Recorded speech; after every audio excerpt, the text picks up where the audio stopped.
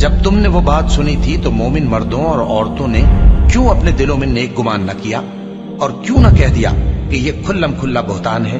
یہ بہتان لگانے والے اپنی بات کی تصدیق کے لیے 4 گواہ کیوں نہ لائے؟ تو جب یہ گواہ نہیں لا سکے تو اللہ کے نزدیک یہی جھوٹے ہیں۔ اور اگر دنیا اور آخرت میں تم پر اللہ کا فضل اور اس کی رحمت نہ ہوتی تو جس شغل میں تم منہمک تھے اس کی وجہ سے تم پر بڑا سخت عذاب نازل ہوتا، جب تم اپنی زبانوں سے اس کا ایک دوسرے سے ذکر کرتے تھے اور اپنے منہ سے ایسی بات کہتے تھے جس کا تم کو کچھ بھی علم نہ تھا، اور تم اسے ایک ہلکی بات سمجھتے تھے، حالانکہ اللہ کے نزدیک وہ بڑی بھاری بات تھی۔ اور جب تم نے اسے سنا تھا تو کیوں نہ کہہ دیا کہ ہمیں شایع نہیں کہ ایسی بات زبان پر لائیں؟ پروردگار تو پاک ہے، یہ تو بہت بڑا بہتان ہے۔ اللہ تمہیں نصیحت کرتا ہے کہ اگر مومن ہو تو پھر کبھی ایسا کام نہ کرنا، اور اللہ تمہارے سمجھانے کے لیے اپنی آیتیں کھول کھول کر بیان فرماتا ہے، اور اللہ جاننے والا ہے، حکمت والا ہے۔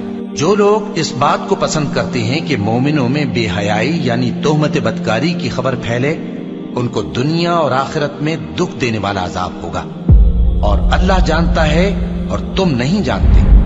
اور اگر تم پر اللہ کا فضل اور اس کی رحمت نہ ہوتی تو کیا کچھ نہ ہوتا، مگر وہ کریم ہے، اور یہ کہ اللہ نہایت مہربان ہے، رحیم ہے۔ بنی مستلق میں حضور سن 6 کا ہے یہ واقعہ، ہجری کا، تشریف لے گئے تھے۔ جب وہاں سے واپس آ رہے تھے تو جہاں رات کو ایک جگہ پر قیام تھا، اور حضرت عائشہ صدیقہ جو ہے ایک ہودج میں علیحدہ ہوتی تھی، جیسے جس کو کہ اٹھا کر جو لوگ آتے تھے حمال وہ اٹھا کر اسے اونٹ پر رکھ دیتے تھے، اور جہاں پر پڑا ہوا وہ ہودج اونٹ پر سے اتار کر نیچے رکھ دیا۔ تو رات کو کہیں قضائے حاجت کے لیے نکلی، پیشاب وغیرہ کی حاجت ہوئی، وہ کہیں گئی، وہاں کو دیر لگ گئی، اور دیکھا واپس آ کر تو کہیں ہار اپنا گر گیا تھا۔ اس ہار کو دیکھنے کے لیے واپس گئی، اتنی دیر میں وہ حمال آئے، اور حضرت عائشہ بہت دبلی پتلی تھی، انہیں اندازہ نہیں ہوا کہ اس ہودج میں اس وقت ام المومنین موجود نہیں ہیں۔ انہوں نے اٹھایا، اور وہ کوچ کا وقت ہو گیا تھا، اونٹ کے اوپر رکھا اور قافلہ چل گیا۔ اب یہ آئیں واپس، اب دیکھا کہ وہ تو قافلہ جا چکا، ہکا بکا کیا کریں، تنہا ہے، رات کا وقت ہے۔ اس وقت انہوں نے بڑی عقل مندی سے کام لیا کہ اب اگر میں قافلے کے پیچھے دوڑی چلی تو پتہ نہیں میں کسی غلط راستے پر مڑ جاؤں، اور پھر وہ تلاش بھی نہیں کر سکیں گے مجھے، تو بہتر یہ کہ میں یہیں پر بیٹھی رہوں، تاکہ انہیں جب بھی خیال ہوگا کہ اس ہودج کے اندر جو ہے ام المومنین عائشہ صدیقہ موجود نہیں ہے تو وہ تلاش میں پھر یہیں آئیں گے۔ تو وہاں بیٹھی ہوئی تھی، رات کا وقت تھا، نیند آ گئی، سو گئی، اس سے آپ کا چہرہ بھی کھل گیا۔ تو ایک صاحب تھے صحابہ میں سے صفوان ابن معطل، ان کی ڈیوٹی یہ ہوتی تھی کہ وہ لشکر کے پیچھے پیچھے چلتے تھے۔ لشکر چل رہا ہے تو ذرا فاصلے سے کہ کہیں کوئی گری پڑی چیز رہ گئی ہو، کہیں کوئی بیمار ہو، وہ چل نہ پایا ہو لشکر کے ساتھ اور رہ گیا ہو پیچھے، تو پیچھے وہ دیکھ بھال کرتے ہوئے آتے تھے۔ انہیں دور سے نظر آیا کہ یہاں کوئی شے پڑی ہوئی ہے، گٹھڑی سی پڑی ہے کوئی، جا کر دیکھا، حضرت عائشہ کو پہچان لیا، اور وہ کہتے ہیں کہ میں نے اس لیے پہچان لیا کہ حجاب کی آیت کے نازل ہونے سے پہلے میں نے انہیں دیکھا تھا۔ حجاب کی آیت نازل ہوئی ہے سورہ احزاب میں، سورہ احزاب 1 سال پہلے نازل ہو چکی ہے، تو جب تک حجاب کی آیت نہیں آئی تھی، ظاہر بات ہے کہ وہاں پردہ نہیں تھا، کوئی نقاب نہیں اوڑھتی تھی خواتین، اور نہ امہات المومنین، لہذا پہچانتے تھے۔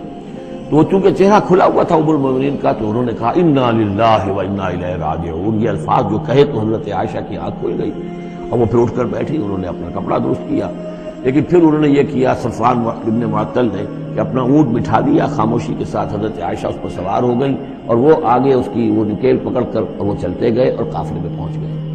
وہاں عبداللہ ابن ابی نے شور مچا دیا کہ خدا کی قسم تمہارے نبی کی یہ بیوی جو بچ کر نہیں آئی ہے، مطلب یہ کہ یہ تو اب یہ معاملہ جو رہا ہے، تنہائی رہی ہے، علیحدہ رہے ہیں، تو گویا کہ زنا کا معاملہ ہو گیا ہے۔ یہ اس کی جو بھی اس کی گندی سوچ تھی، ظاہر بات ہے کہ مکھی تو گندگی پر بیٹھتی ہے، اس کو تلاش رہتی ہے گندگی کی، اس کے لیے تو یہ ایک موقع مل گیا اسکینڈل اٹھانے کا۔